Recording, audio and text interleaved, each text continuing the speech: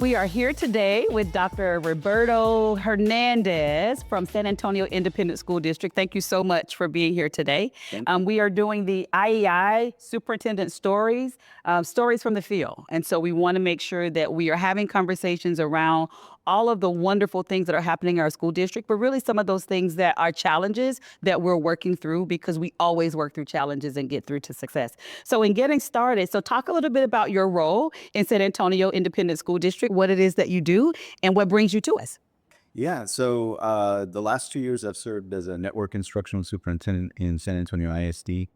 So primarily work with 15 different campuses, programs, so traditional 6-8 middle schools, traditional 9-12 campuses, and then some of our alternative programs for our older students. So students at risk of not graduating, and then some of our students, unfortunately, who are in trouble with law enforcement. And so getting an opportunity to work with those students. So that's been my charge for the last 2 years. It's been wonderful, wonderful community that I've had the privilege of getting to know and work with. And so really excited about the work. And, I've heard a lot about IEI, and so I'm excited. This is my first timer. Also, So I'm looking forward to, getting to see, I've seen some colleagues that I've run into in various spaces. And so just getting an opportunity to see folks and meet new people as well. And again, like just, I'm excited about learning and new ideas that hopefully I can take away, and then also just things that I can share as well. So. it's been pretty exciting to actually do the podcast during this convening,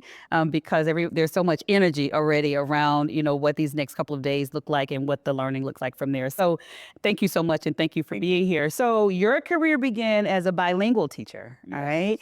And so how did these early classroom experiences shape your approach to leadership at the district level, especially at the secondary level? Yes, I was a 5th and 6th grade bilingual teacher. And it happened right at the turn of the 2000s. So in the Houston area, there's a great need for bilingual teachers, educators. So I went through an alternative certification program. My intention really, I was a first-generation college student. I thought I was going to become a lawyer just because I heard they made a lot of. That's what we all decided on, and that was the reason. That's right. But I think the things that really resonated and have stuck with me through the last 25 years, one, just the privilege and responsibility of working with our students and families and communities. Unfortunately, the times that we live in right now, there's a lot of negative press or misunderstanding around our communities. And in fact, we all want the same thing. We want quality spaces. We want safe spaces for our children. We want our children to thrive and make gains that maybe perhaps in our generation we didn't. And so that was definitely one thing, is that I definitely really saw the power of parent involvement and just the outreach. Just a simple calling and inviting parents into spaces was remarkable. And then, again, I think so much of what I learned in those first few years just around research around language instruction. And in fact, when we strengthen the first language, the home language, those skills transfer, and it makes our students stronger students as we move into secondary schools. Yeah. Unfortunately, I mean, I've worked in, various districts here in Texas, and I've also worked in California. And so one of the challenges that we face is like our long-term English learners. So these are students who've been identified as an English learner for 5 or 6 years. And unfortunately, there are some of the structures that I think prevent us from removing that label from a student. So a student after a while will internalize that and adopt that as part of their identity, which I think, leads into challenges as they move into middle school and high school, because we know the numbers increase. We know the challenges of having that individual contact is not as frequent. And, I think about my time as a teacher, I had my students for a significant part of the day. So I really got to know them, know their strengths, like know who they were as people, what they aspired to be.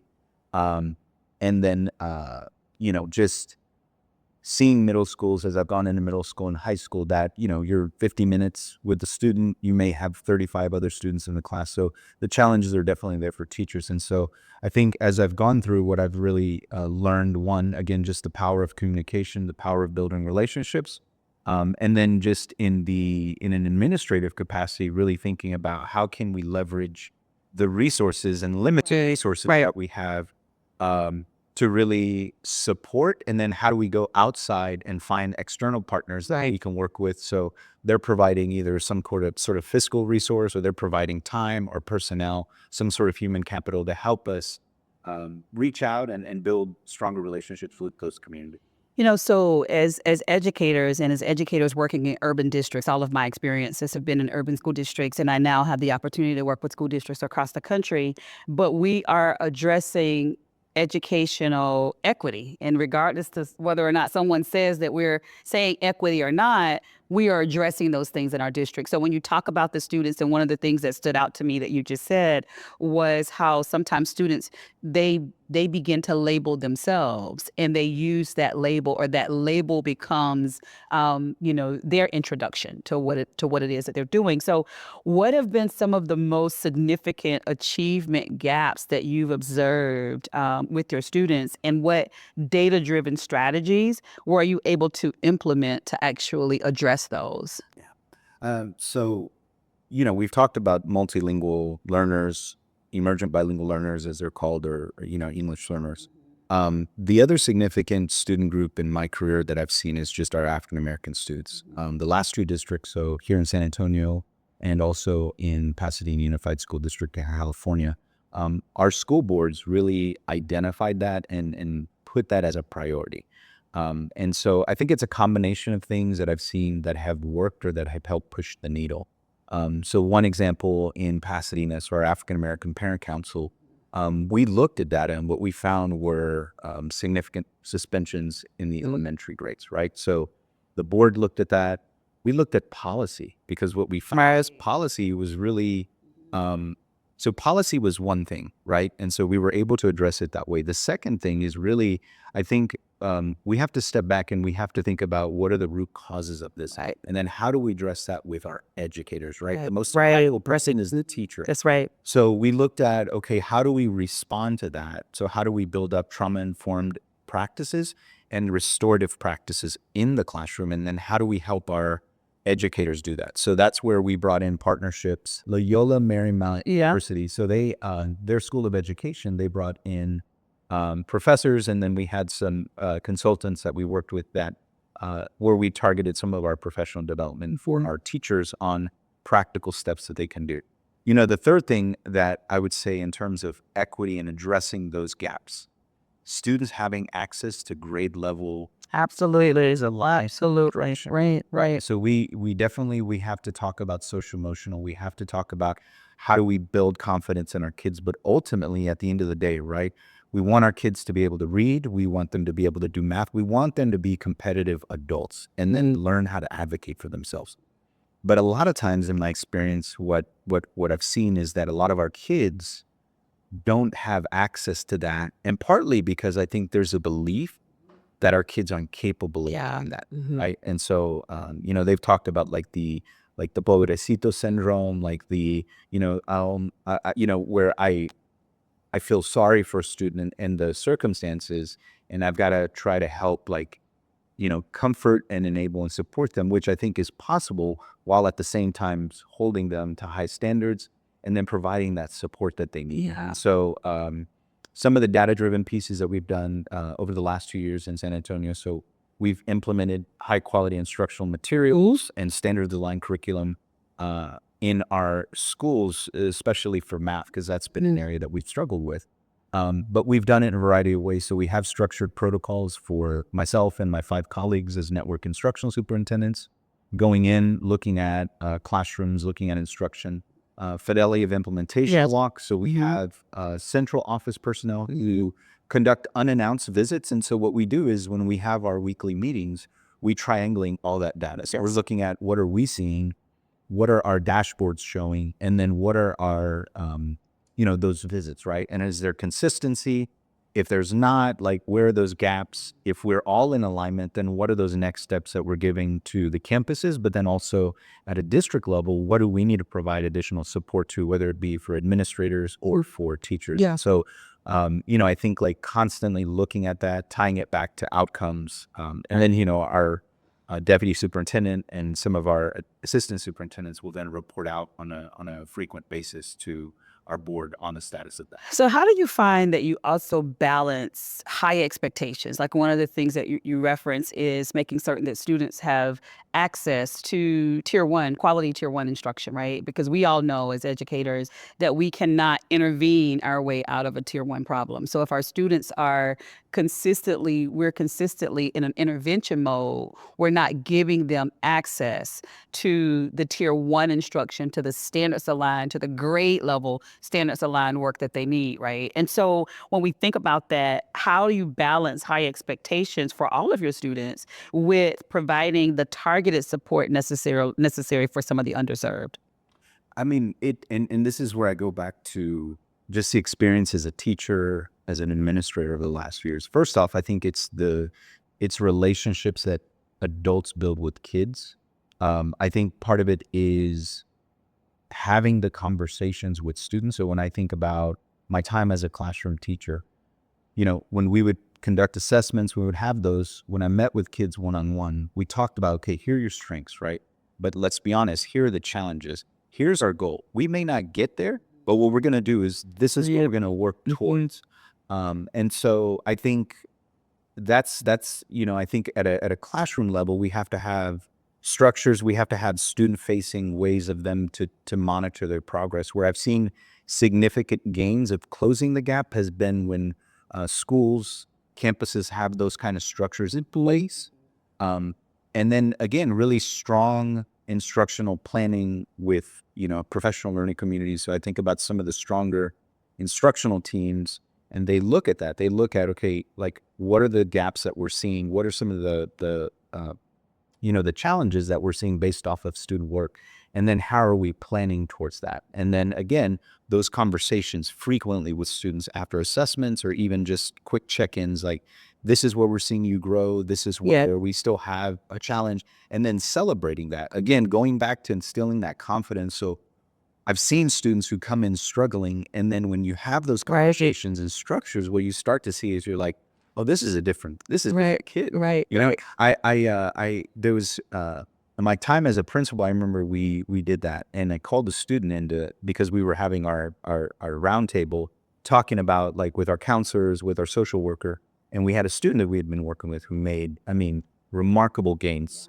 He'd been, had some discipline challenges, grades weren't that, but then when we got to it, we found, okay, these were some of the challenges and barriers that we've seen in class. And so we, again, targeted support with, interventions. And I think the other thing I'll say quickly about interventions is they need to be fluid, right? We don't want kids to be in there. It's about a quick, like, hey, here's what we're seeing. Let's pull you. Let's get you some support. And then let's get you back out with your peers, right? So we called him in the office, and he just had this, like, what did I be wrong? Right. And we called his dad, and we had his dad on speakerphone, and we told his dad ahead of time.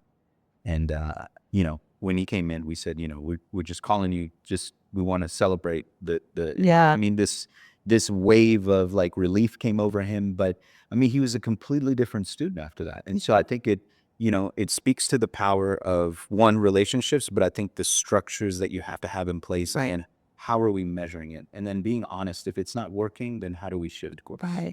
You made me think about my time as a high school principal, right? And so in that time, in our school district, we were able to lead the work of moving a school from an F to a B in a 4-year period, a D and F, a D, and up to a B. But I remember when the commissioner's team came to visit us, one of the questions that they asked was, "What do you think made such the significant change in that last year?" And it was student ownership of their data, because much like you're referring to, first of all, the kids want to be successful. But often we don't do a great job of helping them goal set, of telling them what the numbers mean, of even sometimes giving them the assessments back. We're assessing them and telling them these things are important, but we didn't always give the data. And so having those conversations with students, and we would do very much the same thing and call the students in to talk about their celebrations, but also, hey, this is what we need from you because we know that you can do better.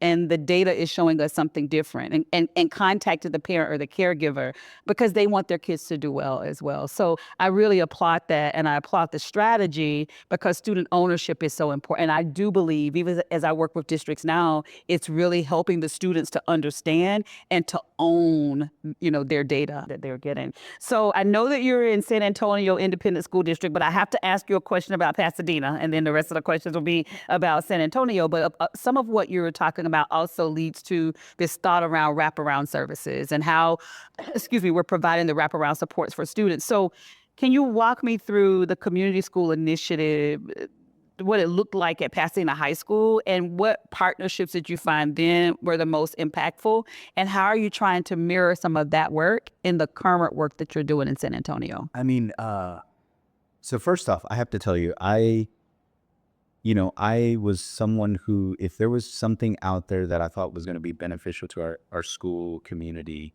I jumped on it. If my colleagues didn't, I was going to do it. I know the feeling.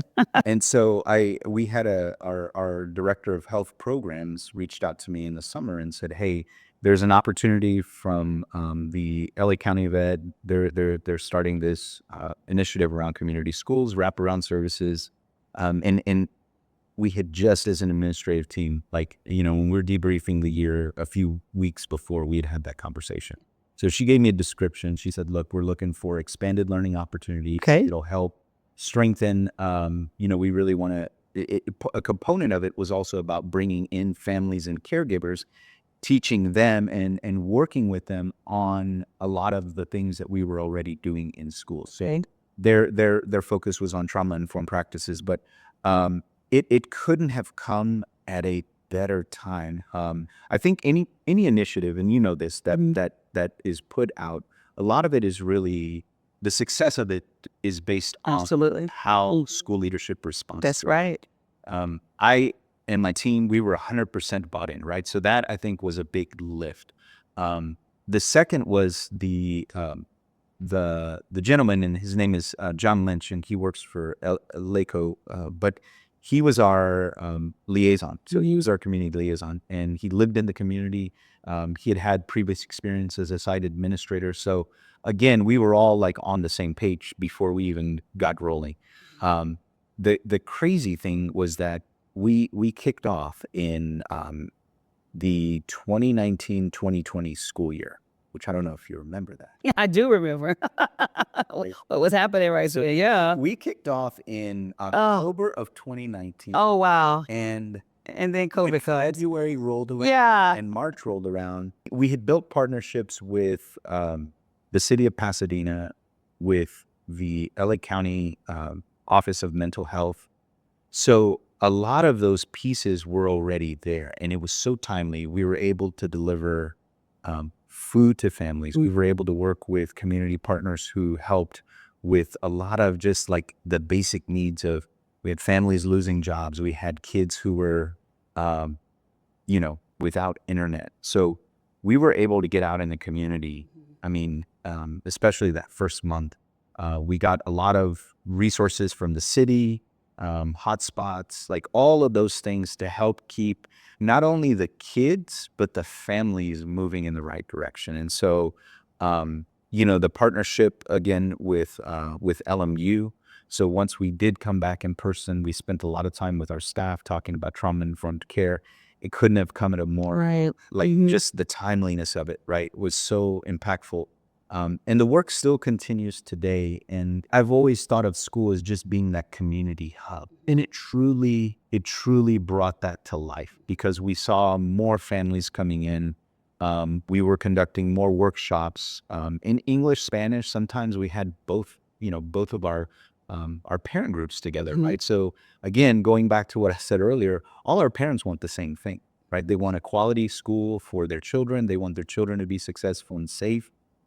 And they also want to support, and that support looks different in many ways. But, I think those partnerships, and then from there, then we were able to bring in other community partners who were like, hey, I may not be able to do this, but I can offer internships, or I can offer, these sort of supports for families. And so I remember as things started to get a little safer, we coordinated with the district and the in the city coordinated in offering these kind of cafe spots outside where kids could, we had Wi-Fi access. And so kids, if they needed to print something, if they needed to do something, they had that. So we were able to put that in strategic places where we knew a lot of our students didn't have access to. And so the challenge, I think, in getting all of that, we knew a lot of those things existed, but it's finding we needed another set of like boots on the ground. Right. And when John came in, he was that person for us. Wonderful.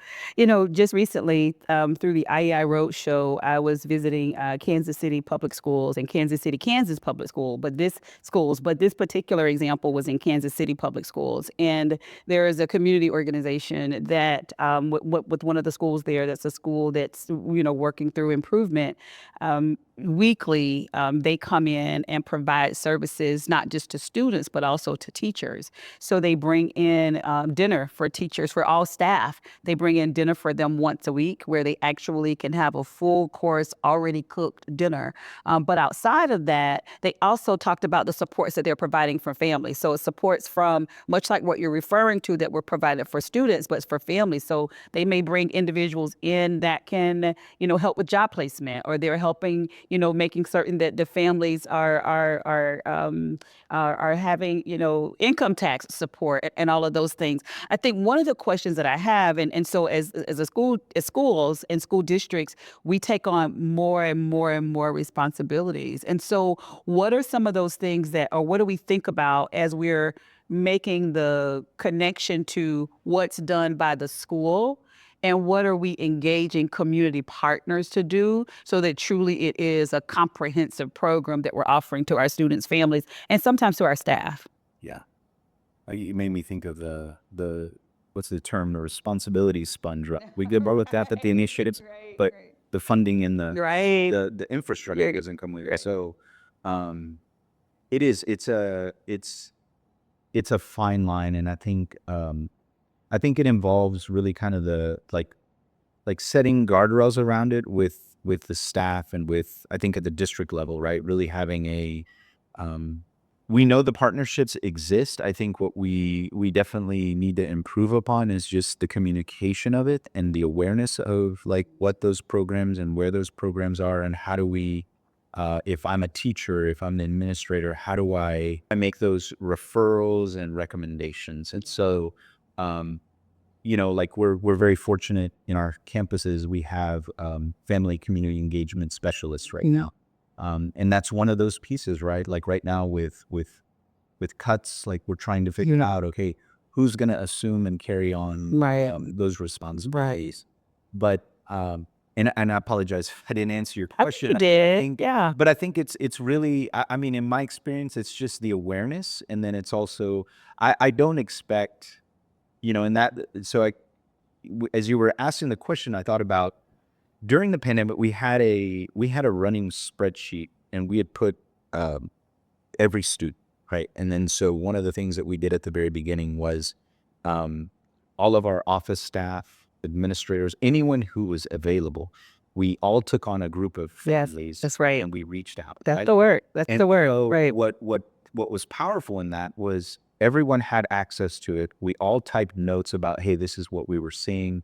And then from there, we were able to say, okay, like this family, like here's what's going on. We have, they're having difficulty paying the rent. They're having difficulty with this.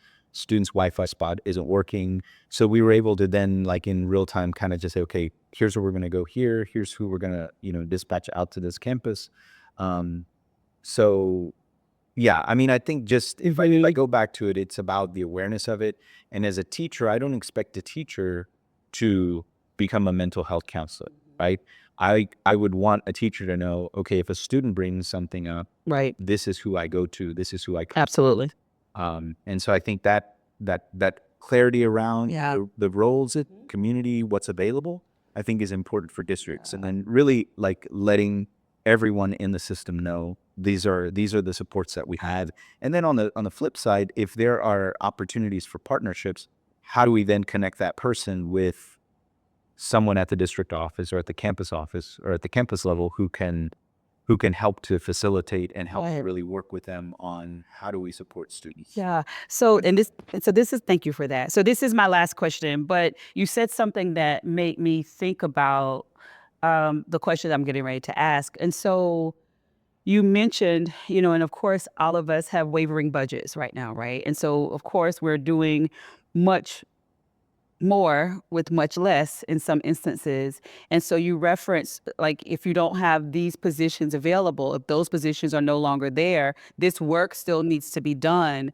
So who then ends up doing that work? So it also takes me to the conversation that's happening across the country. And I know the accountability system in Texas is also very unique, but it takes me to the conversations around, whether it's from accountability or whether it's from declining enrollment, the need to then move to school closures or school consolidations. And so, as we're thinking about the needs for support, this is my last question, but as we think about the needs for support or the needs for making certain that we're addressing what our students, the underserved populations, how do we keep that front and center when we're also having the simultaneous conversations around school closures or school consolidations?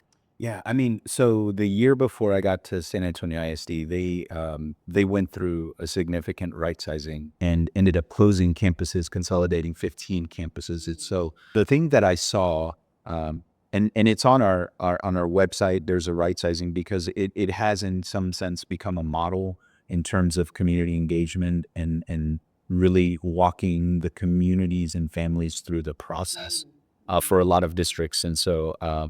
I was at Council of Great City Schools back in October, Yes. and we had two of our board members who did a presentation on it, and there were some great questions around it. I think one of the things that they did really well initially was really, again, I think adhering first. The conversation is what are our values, right? What are the priorities? What are the non-negotiables that we're going to have as we go through this process? So I think it's important for any school district community that's having this conversation or approaching it first and foremost is to think about that, and then to also think about the impact, the potential impact, right? And I know we think a lot about our current students and our current families that we're serving, but schools have a special place in That's right. everyone's heart. That's right. And so And their what I community. saw, yeah, what I saw in that process, because I did watch it from afar, and I did see at a lot of the meetings, while you had current families, you had a lot of people in the community who had those ties, right? There's a very strong sense, and not just unique to San Antonio, but in every school community that I've worked in, there's strong ties to that. So I think as you're going through that one, I think who are the families that are going to be most affected, and how do we mobilize the support around them through the process? Right. And then so again, adhering to what are our goals and guardrails through it, but then secondly, how are we going to leverage what we do have to make sure that the transition is smooth, or to make sure that we're still going to continue services that we were already providing? Right. So sometimes that also involves, so even if a school community may not be part of that closure, it is going to have some potential impact in terms of what those services may look like. They may alter, they may, they may be shifted to, maybe perhaps a school that was consolidated. So, so I just think, I mean, I would say just the community engagement piece and communication is so important during that process. I also think that, and we've talked about this before, but I also think the trust factor is important as well. So that families, how you are engaging with families along the process, and making certain that there's transparency. Because even if, people don't agree with it, hopefully we can get them to a point of at least understanding or agreeing to disagree. So thank you so much for being here. I hope this was valuable time for you. It definitely was for me. And as you know, this is our Stories from the Field for IEI, and sharing those stories that are happening across the country. You referenced that you have this protocol that you all use around the closing and process. Is that on your website? It's on our website. So if you go to our saisd.net, And then if you just type in right sizing, Yes. it'll pop up. If not, they can just reach out to you. You can just Google, you can reach out to me. Also, so if there was one thing that you'd like to share with us, if there was a closing thought that you had that you want to share, what would it be? I would close out by saying that